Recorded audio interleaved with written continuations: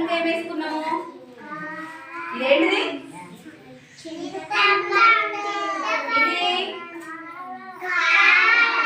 ఇది వేప పువ్వు కదా. ఇది ఇది అది.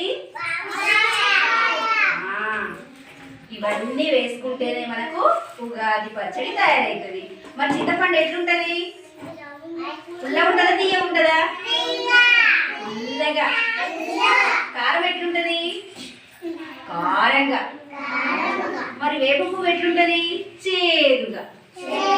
ఉప్పు ఉప్పుగా. మరి బెల్లం ఎట్లుంటది?